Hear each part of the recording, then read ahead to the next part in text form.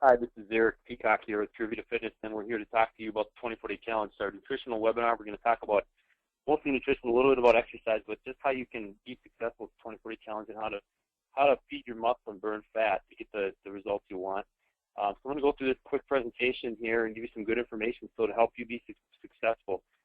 So we're going to get rolling, and first of all, we're going to talk about the purpose. We're going to hold up the mirror, hopefully show you some things that maybe you've been doing in the past that you thought were the right things but are not, and give you some aha moments, provide you some real life solutions, and hope that yes, you can lose fat and you can keep it off and have the body that you've always wanted. And we'll start your breakthrough tonight. It starts with education and then it's so tonight's the education so you can go out there and implement after tonight. So what's the problem we see is we are is the best way to lose fat. Cardio is still, people think cardio is still the best way to do it. 1,000 women were given in a study by a man named Davis, and they were given a year to lose weight, and they set a goal, and all they did was aerobic exercise, and out of those 1,000 women, 0 of those women lost weight. So cardiovascular exercise, traditional cardiovascular exercise on its own is what we've been taught, and it really doesn't yield the results that we're looking for. But the gyms that rent these pieces of equipment and the home equipment manufacturers, they want us to believe that is what we need to do to lose weight. And frankly, it's really boring. It really kind of makes exercise look boring. And we want exercise to be fun and something that's invigorating. If this was going to work, we have more gyms and more fitness facilities in this country than we've ever had. We're actually getting fatter as a country, meaning that you've got a third of the population that are considered obese. That means 25% or more body fat on the body for men and 30% for women. And the scary part is we have kids that are developing type 2 diabetes and having obesity problems at an alarming rate, much more than we did in the past. So this is more than just about one person getting healthy. This is about whole families getting healthy. What else do we see? We see TV. We see unreality TV, which I like to call it. People getting yelled at and screamed at and being starved and beaten on 8 hours a day in the gym. And that's what people think they need to do. They think they need to be punished and beat down. Biggest Loser, sorry, but I hate that show. It just doesn't really make personal training look real good. It's not a realistic picture of what needs to happen.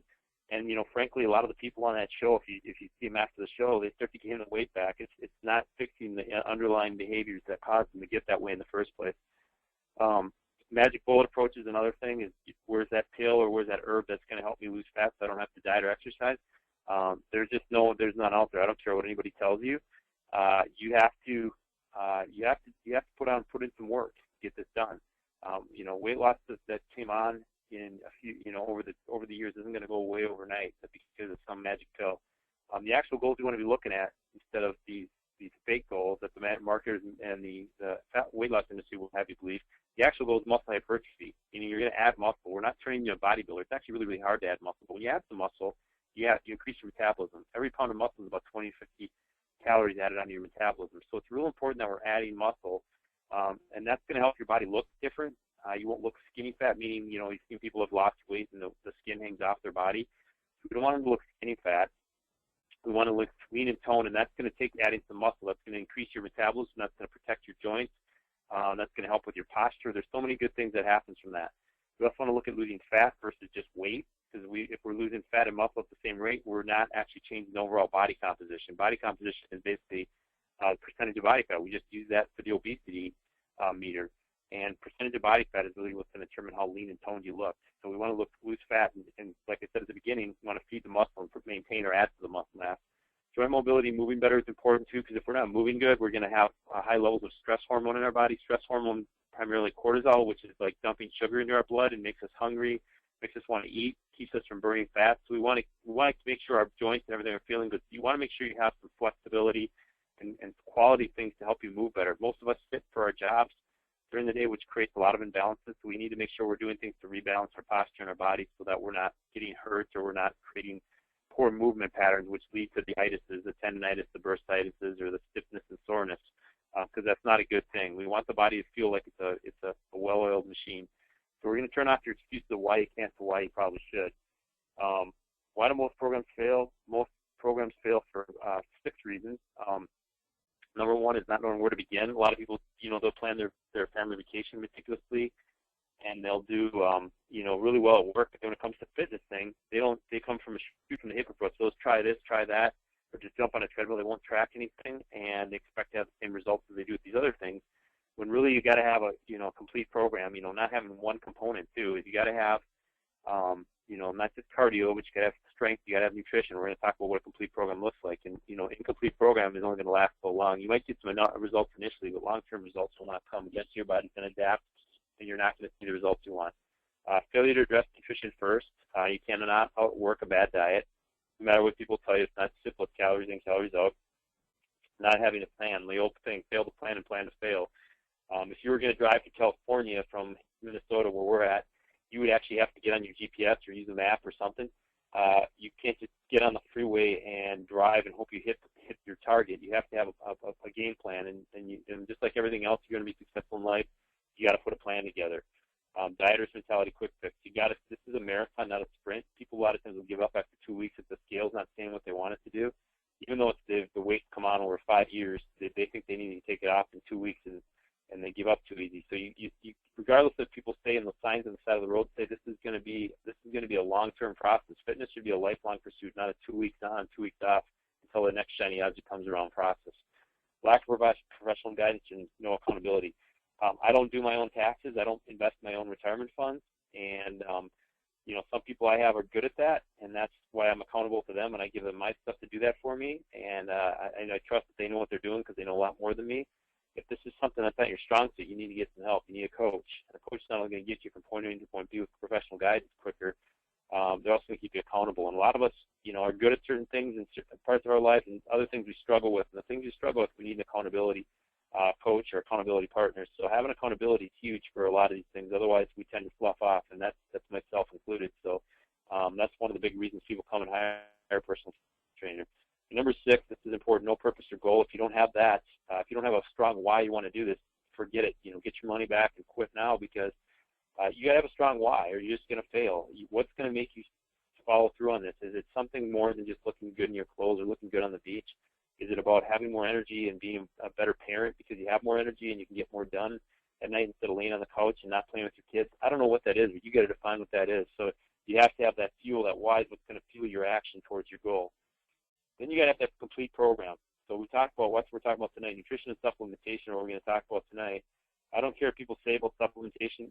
Most Americans are not going to eat 7 to 11 servings of fruits and vegetables a day, and I'm eating quality fruits and vegetables, not eating ketchup doesn't count, and neither does that fruit cup at the cafeteria at work.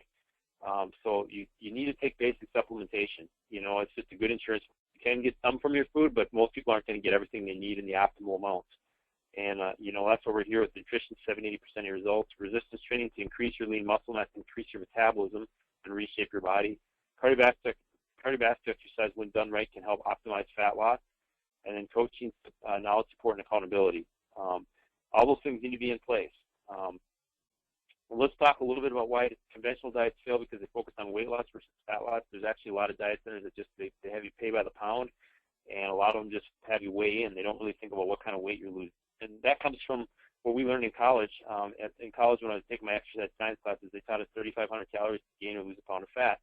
So if I dropped 3,500 calories in a week in deficit, meaning like 500 calories less a day over 7 days, I would lose a pound. So I could do 250 calories worth of exercise and cut 250 calories from my diet, and I could lose a pound a week. Well, a lot of these places are going to use those formulas, and they'll come in and they'll cut 1,000 calories per day. But the theory is, if I'm a 200-pound person, I want to lose weight. If I'm cutting 1,000 calories a day, if I do the math, I should lose 2 pounds a week or 140 pounds a year. I'd be 96 pounds by the end of year 1 and -8 by year 2. So calories are not the whole story. I'm not totally throwing them out, but people get too focused on calories.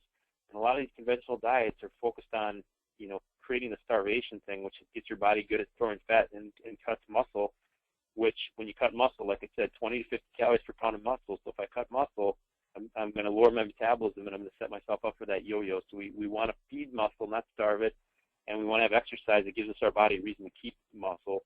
And a lot of just these diets on their own, like the Nutrisystems, the Jenny Craig's, the Weight Watchers, they don't really talk a lot about that piece, and we're going to address that here tonight. So let's use an example of Joe or Jane Dieter. 40 years old, 5'6", 170 pounds. Jane Dieter here has had trouble getting the weight off after kids. Body fat's 27%, not exactly obese, but getting close.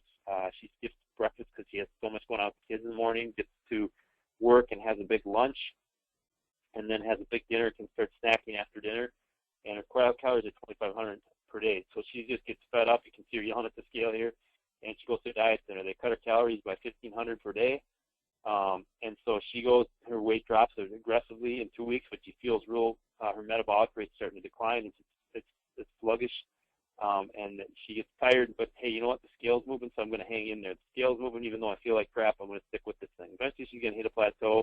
They're going to cut another 500 calories off of her diet.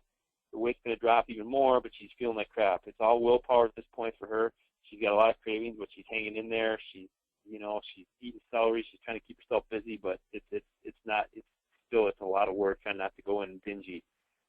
Eventually what's going to happen is she's going to get done, and she's going to hit her weight loss goal. She wants to lose 30 pounds. She hits it, but her body fat's only 24% when it was 27% before. And look at this. Her body fat did drop, but in the whole comparison of it all, most of that weight was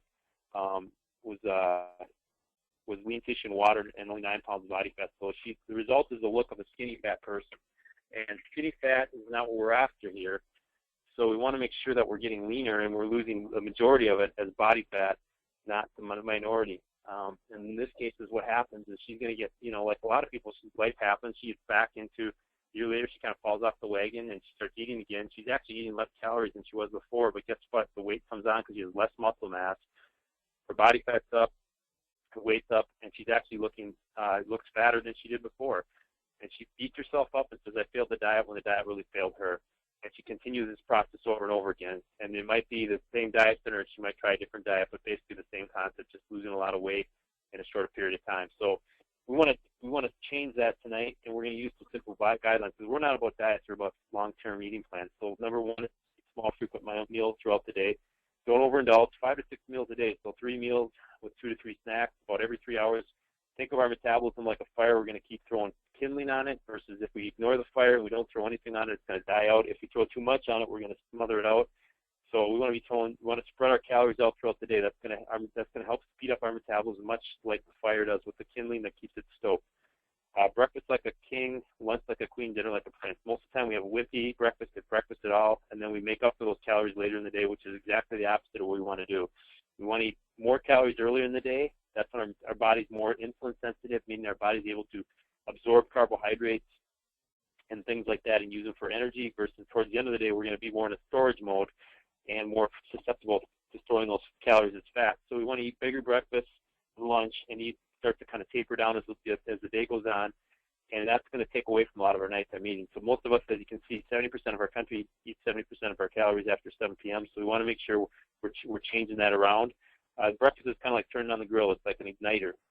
You want to throw that match in the grill and that ignite the metabolism in the morning. Don't skip breakfast. The general rule is eat within an hour of getting up, unless you're going to exercise right away when you're getting up. Then you're going to eat after that. But make sure it's within an hour. A lot of people think they get up at 7 or 6 and they think breakfast is at 10, and that's too late. So we want to make sure we're firing that metabolism up early in the day. Number 3 is protein with every meal and snack. Protein is going to not only help us maintain muscle and feed the muscle mass, but it also helps stabilize blood sugar. And stable blood sugar is key for losing fat. When our blood sugar is not stable, we tend to produce a lot of insulin from our body, which is going to help us try to control our blood sugar. But when we have high levels of insulin in the body, our body's basically in a fat storing mode hormonally. We already talked about cortisol earlier. So cortisol and insulin are 2 hormones. If they get too high in the body, your body's going to be resistant to fat loss. So having protein at every meal and every snack is going to be huge for controlling that blood sugar and the insulin. And I would recommend 20 to 30 grams at a meal and 10 to 20 grams at a snack. And use healthy sources, fresh sources. I would stay away from deli meats, canned meats, those kind of things, stuff that's either frozen or fresh from the meat and the meat section in your grocery store. And, really watch out, too, for antibiotics and hormones and things like that. Try to get your meat as clean as possible. And that's how, those antibiotics can actually impede the digestion of those proteins. So make sure that we're getting some good, healthy protein in the body at every meal and snack. Number 4, limiting fast fried foods. This is kind of a no-brainer, but a lot of people think going to Subway and Wendy's and all these places, even though they have so-called healthier options, is a good thing. And yeah, once in a while, not a big deal. But when you do this often, what happens is it actually you're getting a lot of extra chemicals and extra hidden calories from those foods. They're still not the best choices. So what I'm going to tell you is you're going to want to, I don't care what Chipotle or any of these menus says, you're better off making your own lunch and bringing your own lunch. And if you go out, get a good salad, get some light vinaigrette dressing on the side, get some extra protein on it. And don't be afraid to, have them hold the fries and add some steamed vegetables in, and be real specific as to how you want things cooked. Restaurants will accommodate you. It's not such a rare thing these days. So if you have to go out with clients or whatever for work, don't be afraid to do that. Number 5 is limiting whites. White is the devil when it comes to carbs. White carbs are going to spike your blood sugar, like white rice, white pasta, white noodles, white bread.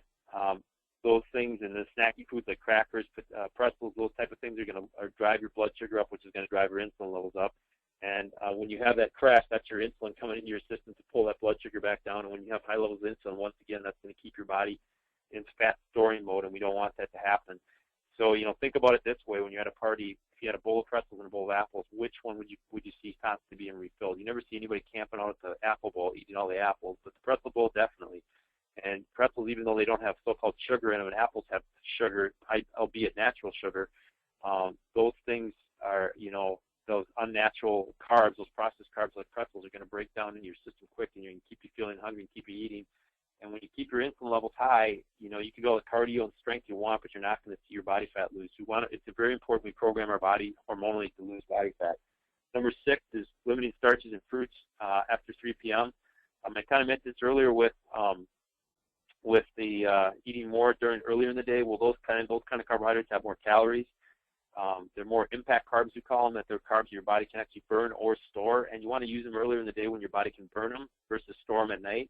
And because your insulin sensitivity is not as good at night, meaning you're more prone to store carbs and fat, we want to switch to more vegetables at night. Vegetables have a lot of volume, but they don't have a lot of carbs. They have a lot of fiber in them, which is good for your digestive health, but also makes your body feel full. So it's in a way it can trick your body, keep your body feeling full, and keep your metabolism going without adding a lot of calories. So more starches and fruits earlier in the day, more vegetables as you get to later in the day for the best results. Just because we're following your body's own circadian rhythms, and putting calories in the body when your body can use it the most for energy versus stored as fat. Number 7 is the most cheap nutrient possible, water. Water helps you flush out excess water retention under the skin, which can look like fat. Helps keep the liver and kidneys well hydrated.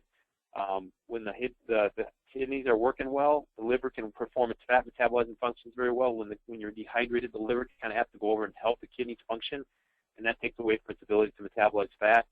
It helps flush out excess toxins, excess bloat, which can take inches off your waist. And let's face it, you don't always, it's not all fat, but extra water tension on the skin makes you feel fat and takes away from your definition and that tight tone look you're looking for. Also, when you're dehydrated, that's where a lot of your fatigue, headaches, and hunger will come from. So sometimes it's as simple as you're not getting enough fluid in your body to function optimally, so your body will feel hungry and tired. A lot of times when the simple thing is you just need to drink more water. Number 8, drinking more or managing your sodium. Too much sodium will make you hold excess water, so you want to make sure you're monitoring that. 2,500 milligrams, 2,000 to 2,500 milligrams is probably the ideal range, because you want to have enough to help your metabolism function. But if you go too much over that, you're going to start to hold excess water, which will, like I said, once again, hold extra weight and hold extra bloating on you. Watch the box and the canned foods. Those are in the processed deli meats. Those typically are really high in sodium. Number 9, this is one that gets people all the time, but those 1 or 2 drinks a night, they are hurting you. They basically are shutting you down hormonally for fat burning for 24 hours. So if you're having 1 or 2 drinks a night on a regular basis, you're really keeping your body chemically and hormonally out of fat burning mode. It triggers hunger, and I'm here to tell you, if you're serious about losing fat, you have to get rid of the alcohol. And when you get going, after a while, once a week isn't going to hurt you, but when you're doing it frequently throughout the week, it's going to be really, really hard to see progress.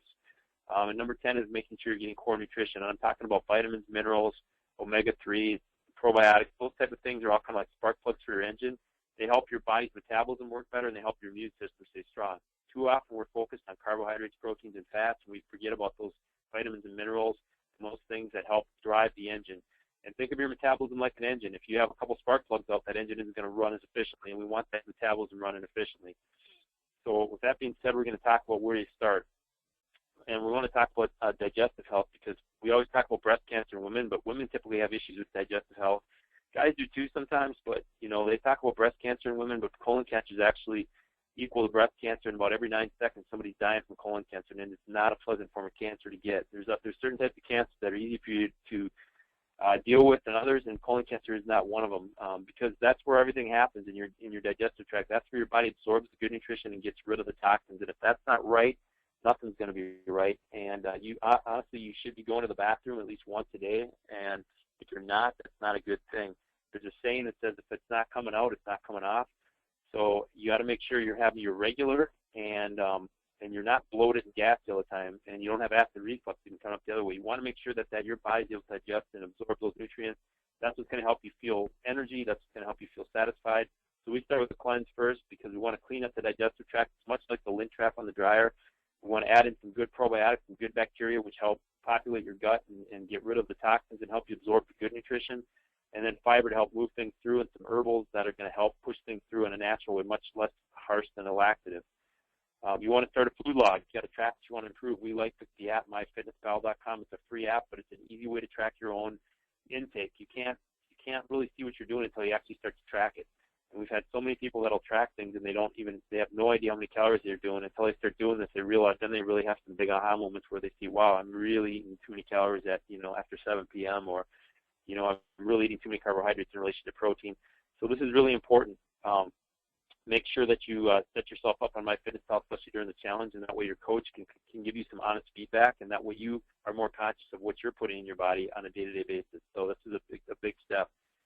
Exercise, cardio, we like high intensity, meaning that you're going to push hard for, like a sprint or high intensity movement. Maybe it's like kettlebell swings or plyometrics for, 30 to 60 seconds, and then recover for a couple minutes, then go at it again.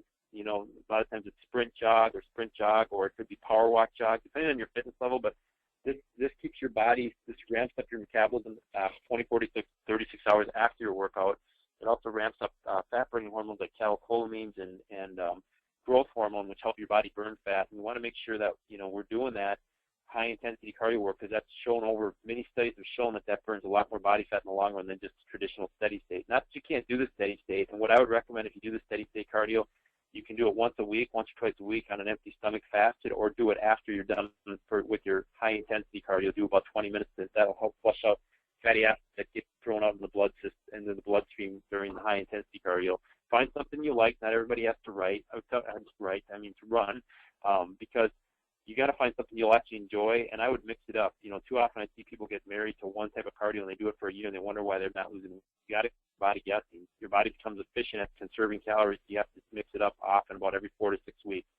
Strength training 2 to 4 times a week, total body metabolic style, so it's much better than machines. Doing total body movements like squats, lunges, kettlebell swings, like step ups. You can even add step up to bicep curl, squats to overhead shoulder press. But those type of things are going to crank the metabolism much better than sitting on a chest press machine or leg press machine. And metabolic workouts mean that you're moving from one thing to the next, no rest periods really. You can mix in some high-intensity cardio like jump roping or plyometrics in there too. That's really, really effective. And if you don't have a lot of time to train, if you only have, so many days to train, 3 days a week of total body circuit style is better than doing all strength or all cardio. So you can mix those two together. Mobility, flexibility, and stability, like I said, working on your movement, keeping your body moving well, flexibility and mobility exercises to help keep your body balanced and working, joints moving well, so you don't have high levels of cortisol and inflammation, which are going to work against you. So I'm going to talk real quick about the phases. Phase 1 is the cleanse phase, and this is, like I said, we're going to rebalance your digestive tract.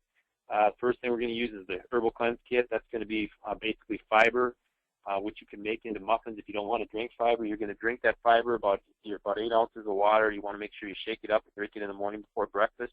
One caveat is, though, if you're very irregular, you might want to break that fiber up into smaller servings, because too much fiber for somebody who's got regularity problems can block you up even more, which we don't want to happen, especially if you take it with our meal replacement shakes, which have 5 or 6 grams of fiber. That can really bind you up. So we want to make sure that you're spreading your fiber out if you need to, if that's an issue for you.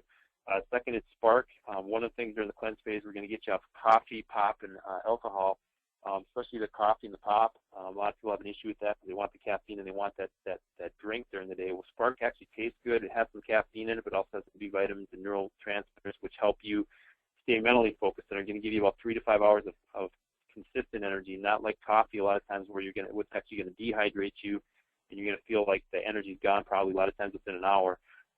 So Spark is going to help you. That's actually, you can use the water and the Spark towards your hydration goal. of water intake for the day. So it works better than coffee, and it helps you get off maybe the type of caffeine you have been using that are not helping your goals. Catalyst we're going to use to help preserve muscle tissue. We're going to take 3 of these before a workout, or we're going to take 3 in the morning on an empty stomach when we get up. I prefer taking them before your workout. These are branched-chain amino acids. Basically what they do is they put armor around your muscle, and they prevent excessive muscle breakdown so you can preserve muscle as you're losing fat. So that's what they're really there for. They were designed originally for Olympic wrestlers trying to cut weight so they wouldn't lose muscle, and that's what Catalyst is there for, to help you keep that muscle and feed it as you're cutting weight. Sometimes if people have a lot of digestive issues, we'll swap out the Catalyst for Omegaplex. If that's the case, we'll do Omegaplex versus Catalyst, because Omegaplex sometimes if somebody has a lot of gut problems, is good for the gut. It helps heal the gut lining, helps with the regularity. So we do Omegaplex. We do 2 Omegaplex in the morning, 2 at night. Do 4 of those a day to start out with, to kind of help reduce inflammation in the gut and help with the regularity piece as well. Most of the time we'll start with Catalyst, but it's just a case-by-case basis. And same thing with Spark. If you're caffeine sensitive, you're just going to replace that with B16, which is our non-caffeinated Spark. The last one is the meal replacement. We tell people we're not slim fast. Basically, our meal replacement contains a lot of good high-quality protein, some fiber, some low glycemic carbohydrates, and some fat. It's going to fill you up, and it's there to replace that one meal a day that you struggle with. Maybe it's breakfast, maybe it's lunch. I know I had one client who would take it at night when she was running kids to their different sporting activities. Sometimes you might use it every day, sometimes you might not, but it's a lot better if you can put it in a blender. The texture is a little bit better. You can put a little bit of fruit in there if you need it for some extra texture and extra flavoring, but I wouldn't use a lot of fruit. It's ratioed out very, very well the way it is. So use the meal replacements how you see needed. Phase 2, we're going to get you in a lifestyle phase. After we've cleaned up the digestive tract, we're going to introduce solid nutrition. The M&S3 is going to contain a lot of different products. It's going to have vitamins and minerals, our Coreplex product. Calcium Plus, which is calcium, magnesium, vitamin D, probiotics, some omega-3s, and some thermal teas, which are going to help you raise your body's temperature, internal temperature, and burn more calories, also to help you control appetite. So you're going to do these. You're going to have 4 strip packs. You're going to do 1 in the morning, 30 minutes before breakfast, another 1 in 30 minutes before lunch, and then you're going to have another 2 packets you can take with food either at breakfast or lunch. I personally like to take, the one before breakfast with my Spark, and I'm going to, do that first, and then I'm going to take my other 2 that with breakfast. So I have 3 of my 4 packets down, and then I take my lunch packet and I put it out somewhere where I'm going to remember it on my desk, out somewhere where I can see it, and so I remember to take that 30 minutes before lunch. That's one people always miss, but that's going to really give you a lot of your core nutrition to help your body, function optimally. We talked about spark plugs, so here's where we're introducing spark plugs. And this is really what the phase is that we're going to do day-to-day lifestyle going forward. This is going to be kind of your average day, what you want to see 80% of the time. We always talk about 80-20. 80% of your day should look like the lifestyle phase. What's next? That's the 24-day challenge. Once you get done, you want to get remeasured, and we want to see if it's working. We might not, kind of at the bottom, if it's not broke, don't fix it. You can maintain the lifestyle phase. We recommend people staying at least on M&S and Spark. M&S to get all their core nutrition, and Spark so they're getting the energy and mental focus they need to get through their day. Maybe it's their job. Maybe it's being a full-time mom, which is an even harder job than going to working out of the home a lot of times. Whatever that is, that those 2 products are probably our top 2 products. The other thing is that we have what's called a Lean in 13, which is a more aggressive fat loss phase, and I'm going to tell you it's tough, but if you're disciplined and dialed in, it's a good phase to try. And maybe your goal is more to add muscle, or you're more an athlete, then you could add some performance products in as well for the next phase. And that's really up to you and your coach to determine what next looks like. So with that being said, this is our 2040 Challenge webinar. Feel free. One of the biggest things that's going to make you successful is communicate with your coach. If you're having any issues, you have questions, you got your 60-page guide, which is going to help you, but sometimes just talking to a human being is much more effective. So it's an integral part of your success is to communicate with your coach. So make sure you communicate with your coach and go get them. And like I said, at the end of this thing, we want to see some great results. And good luck with your 2040 Challenge, and let us know if you need any help. Thanks.